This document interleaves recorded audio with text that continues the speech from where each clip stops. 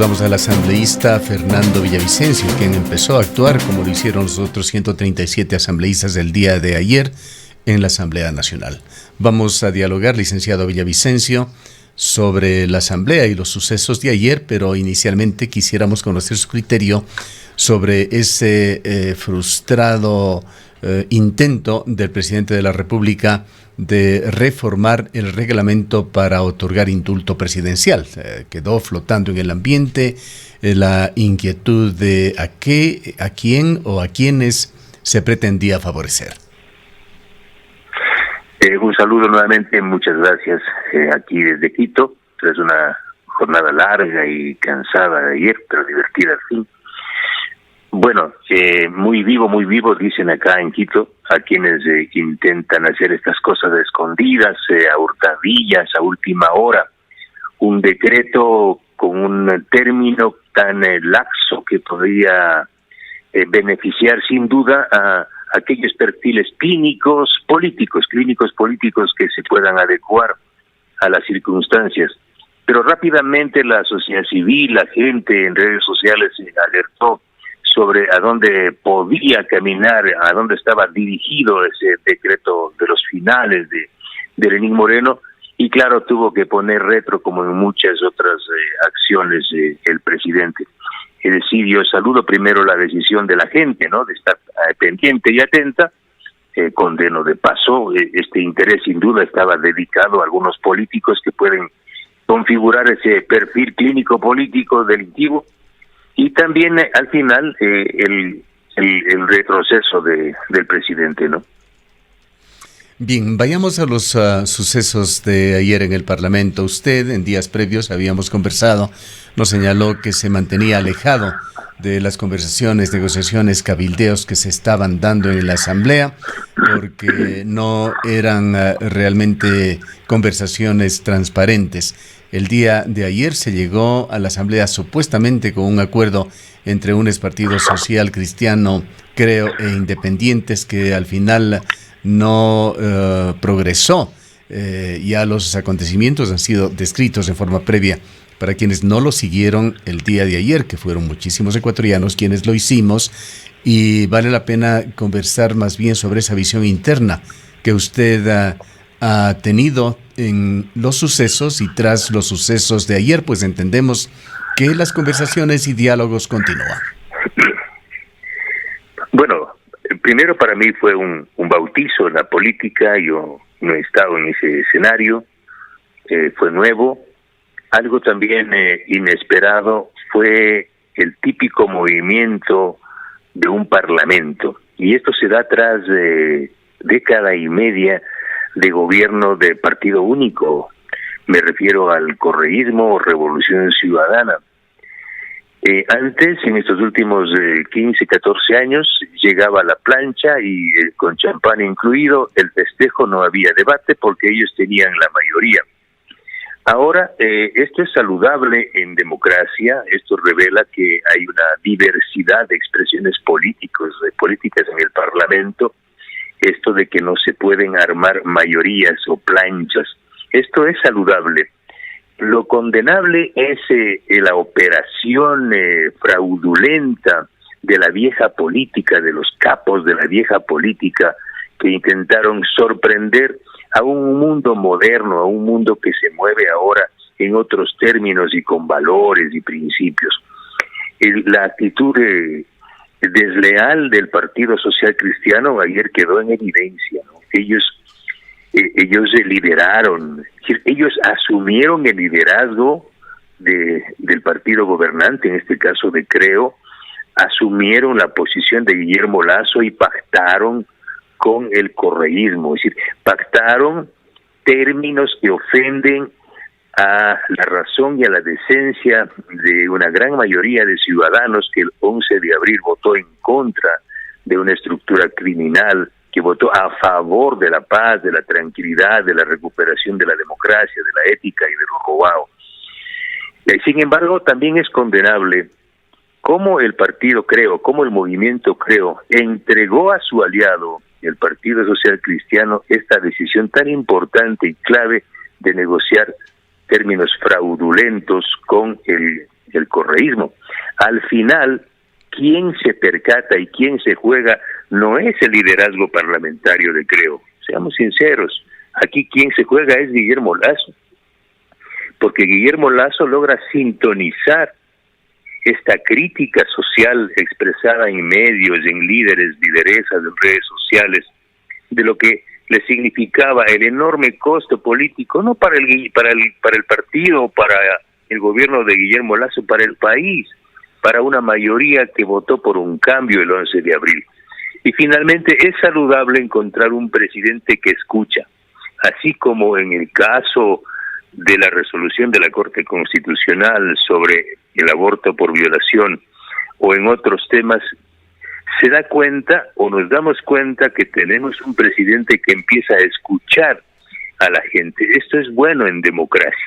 Y yo reitero y subrayo esto, fue Guillermo Lasso, y no tengo problema porque no me ha dicho que guarde la reserva, en contarles a ustedes que el presidente me ha llamado ayer a decirme: Fernando, yo no votaré, yo no estoy de acuerdo, no apoyaré jamás al correísmo. Mi propuesta sobre el tema de la ética es que venga una comisión internacional de Naciones Unidas y yo no votaré y doy instrucciones a Creo de no apoyar ese pacto. Esto es lo más saludable. Hasta ahí hemos llegado el día de ayer. Ha sido derrotado este pacto, de este acuerdo entre privados, como llamo yo, esta reedición vergonzosa del pacto de la regalada gana. El Partido Social Cristiano prácticamente ha quedado visibilizado como el aliado de larga data del correísmo. Esto no es nuevo. Los ecuatorianos saben que hay una relación muy cercana y profunda de Jaime Nebot con Rafael Correa. Esto también ha quedado más claro aún para los ecuatorianos y entendemos que el día de hoy podemos avanzar en la configuración de un nuevo acuerdo con otras fuerzas políticas. Licenciado Villavicencio, si bien no podemos quitar mérito al hecho de enmendar, sí queda flotando en el ambiente una duda. Por lo menos así lo hace ver el Partido Social Cristiano en su manifiesto, un tanto chapucero, dicho sea de paso, pero allí señala que el acuerdo estuvo aprobado por Guillermo Lasso, que es más, él había estado de acuerdo y había señalado de alguna manera que Kronfle iba a recibir el apoyo para la presidencia de la República, presidencia de la Asamblea. La pregunta es, ¿hubo o no, hasta donde usted conoce, este acuerdo previo de Creo para tratar de sacar adelante el primer proyecto que se intentó aprobar en la Asamblea para conformar su directiva? Y yo creo que hubo un exceso de confianza de Guillermo Lasso al haber entregado el liderazgo de ese acuerdo o de otros acuerdos al Partido Social Cristiano. Y creo que el Partido Social Cristiano abusó, ultrajó la confianza entregada por Guillermo Lasso para armar un acuerdo parlamentario. Y se fueron por un acuerdo antinatura, que vulnera los cimientos de la ética, o sea, pactar. Y yo no puedo entender cómo una víctima de violación o a una víctima de violación se le puede exigir y plantear un acuerdo con su violador. Esto es antinatura, esto es brutal.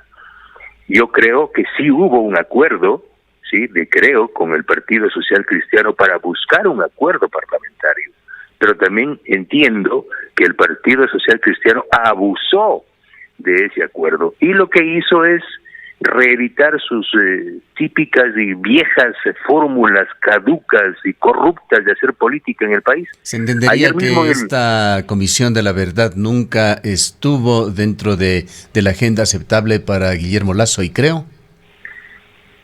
Es más, nunca fue negociado. Esos términos de esa supuesta Comisión de la Verdad fueron posicionados por Henry Kronfle e incluso por el propio otro candidato del Partido Social Cristiano, César Ron, que en el debate incluso en el que yo participé, o en el foro en el que yo participé en un medio de comunicación, no desmintieron la posible conformación de una comisión, pero eso demuestra que tampoco saben leer o no quieren leer las líneas básicas de la Constitución y de la propia ley orgánica de la función legislativa, que no permite conformar una comisión que esté orientada a revisar sentencias y algo por el estilo. Es decir, estaban actuando al margen del derecho. Una comisión de la verdad, cuando el gobierno electo había anunciado una comisión internacional para investigar los casos de corrupción. Es decir, sin embargo, yo saludo que al final del camino, o a mitad de la tarde, bueno, ayer en la madrugada, el presidente electo, Guillermo Lasso, me comunicó esta posición. Y yo les he comunicado esta posición a los ecuatorianos, porque esa es una nueva forma de hacer política. Aquí no podemos callar, aquí no podemos estar conversando entre autoridades, entre dirigentes en los hoteles y callarnos las verdades. Todo lo que yo converso con los otros sectores políticos los comunico a los ciudadanos, a quienes votaron por mí. Eso estoy comunicando. Eso me ha dicho el presidente Lasso. Yo le agradezco por la confianza de haberme llamado, y de esa forma también coincido con él en algunas posiciones como en esta. En lo que respecta al Partido Social Cristiano, dentro de ese comunicado que publicó, equiparaba los sucesos del día de ayer y la propuesta social cristiana con el pacto de la Moncloa, que fue el apéndice de la terrible guerra civil y la terminación de la dictadura franquista en España, o la concertación que se dio en forma posterior a Allende y Pinochet en Chile. ¿Realmente se jugaba algo de esa dimensión aquí en Ecuador? Pues los socialcristianos señalan en su comunicado que Ecuador perdió la oportunidad de madurar, y citan a Guillermo Lasso en uno de sus discursos, me parece que fue el día de las elecciones, cuando ya se declaró ganador, de que haría un gobierno para todos y que no se podía desconocer el apoyo electoral que ha recibido UNES del pueblo ecuatoriano. Esa peregrinamente desproporcionada y torpe la comparación, déjeme decirlo. O sea, vayan a leer, ustedes no leen más que Condorito. O sea, hay que leer la historia de Francia, de Europa, de España, de lo que pasó en el llamado Pacto de la Moncloa. O sea, aquí no estamos hablando del Ecuador, del perdón luego de una guerra civil. Aquí no estamos hablando de dar un paso luego de una gran conmoción interna. Aquí estamos hablando de una acción judicial de persecución del crimen organizado. O sea, es la Fiscalía General del Estado la que ha definido que aquí nos gobernó una estructura criminal, una delincuencia organizada, que hay miles de millones de dólares que han sido sustraídos de forma dolosa de las arcas públicas, que se han cometido crímenes de lesa humanidad, como el caso del asesinato del general Jorge Gabela, el ataque al hospital de la policía, el 30S, hay militares y civiles que perdieron la vida. Estos son los casos que están siendo investigados. O mire usted el último caso que yo acabo de revelar, esta glosa de 1.223 millones de dólares que está en juego en la Contraloría, que lo mantenían calladita ahí, y que es una glosa, la más grande y colosal glosa de la historia de este país, por un proyecto corrupto y fallido como es la refinería del Pacífico. Es decir, lo que el correísmo busca, sí, no es el perdón. Lo que el correísmo busca es salvar a los capos de la delincuencia organizada que están siendo investigados. Hay más de 30 casos en indagación previa y otros ya en procesos judiciales avanzados en contra de Rafael Correa y otros líderes del Correato. Es decir, aquí no estamos hablando de que el Ecuador ha vivido un momento de conmoción y que necesitamos reencontrarnos. Solo a peregrinos como los socialcristianos se les puede ocurrir hacer una comparación, ¿sí?, del pacto de la Moncloa en España con lo que este país supuestamente necesita ahora. Entonces abrácense nomás entre ustedes, pues. Yo jamás, estimado Gustavo, amigos de la radio, yo jamás voy a abrazar a quienes allanaron mi casa.